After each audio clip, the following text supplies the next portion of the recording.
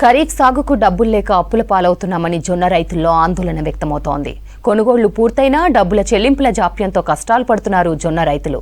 మార్క్ఫెడ్ తక్షణమే జొన్న డబ్బులను చెల్లించాలని కోరుతున్నారు.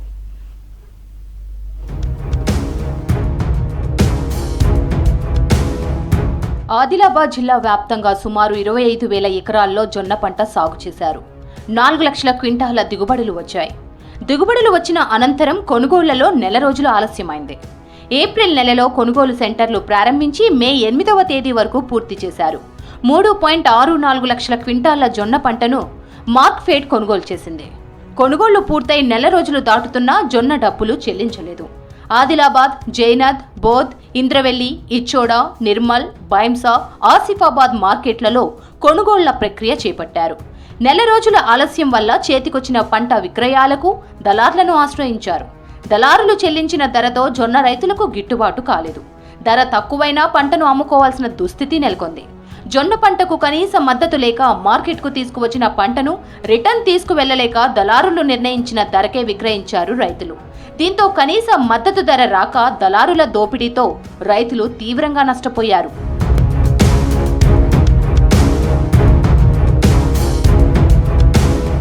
ఆదిలాబాద్ జిల్లాలో జొన్న పంట బకాయి డబ్బులు చెల్లించాలనే డిమాండ్ వ్యక్తమవుతోంది. 114 కోట్ల రూపాయల జొన్న పంటను మార్క్ఫెడ్ కొనుగోలు చేసింది. ఇందులో 34 కోట్ల రూపాయలను రైతులకు చెల్లించారు. గత సీజన్ లాగే ఈసారి జొన్నకు ధర లేక రైతులు ఆందోళనకు గురయ్యారు. ఈసారి గిట్టుబాటు రేటు లభిస్తుందని భావించిన రైతులకు నిరాశ మిగిలింది. ఖరీఫ్ సాగుకు పొలాలను దుక్కి దున్ని సిద్ధమవుతున్నారు. జొన్న పంట డబ్బుల జాప్యంతో జొన్న రైతులకు సాగుకు ఆర్థిక భారం పడుతోంది. జిల్లాలో 25,000 ఎకరాల్లో జొన్న సాగు చేసిన సోయా, కాటన్ పంటలను సాగు చేస్తారు. సీడ్, ఎరువుల కొనుగోలు చేయాల్సి ఉంది. ఇప్పుడు జొన్న రైతుల చేతిలో డబ్బులు లేకపోవడంతో ఆందోళనకు గురవుతున్నారు. మరోవైపు బ్యాంకుల్లో రుణాలకు వడ్డీ కట్టలేకపోతున్నారు రైతులు. మార్క్ఫెడ్ కు జొన్న విక్రయించినాము. మే 8వ తేదీ నుంచి ఇదివరకుగా డబ్బులు ఇవ్వడం లేదు. ముఖ్యమైన విషయం ఏంటంటే ఇప్పుడు మాకు బ్యాంకుల వడ్డీ కడదామంటే పావుల వడ్డీ మాకు అది పొందేట్టు మేము లేము. రైతుకు దిగుబడి కంటే మార్కెటింగే ముఖ్యం.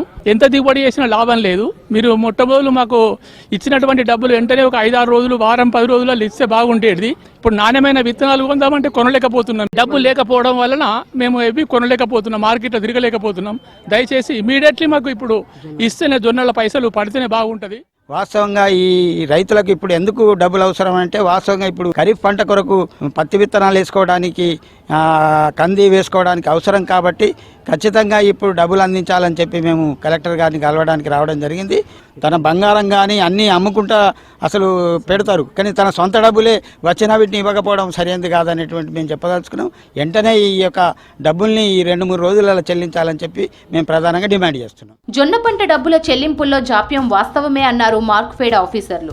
జొన్న డబ్బులు చెల్లించేందుకు చర్యలు చేపట్టామన్నారు అధికారులు. ఆదిలాబాద్ జిల్లాలో 9 జొన్న కేంద్రాలు ఓపెన్ చేయడం జరిగింది. దాని ద్వారా 3,60,000 క్వింటాలు 114 కోట్ల విలువ చేసి జొన్నలు కొనుగోలు చేయడం జరిగింది.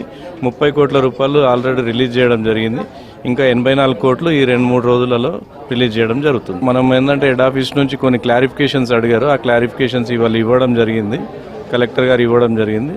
ఈ 2-3 రోజులలో రిలీజ్ చేయడం జరుగుతుంది. డబ్బులు సకాలంలో చెల్లించకపోతే ఖరీఫ్ సాగు భారమవుతుందని ఆందోళన వ్యక్తం చేస్తున్నారు రైతులు. జొన్న పంట డబ్బులు తక్షణమే చెల్లించాలని డిమాండ్ చేస్తున్నారు.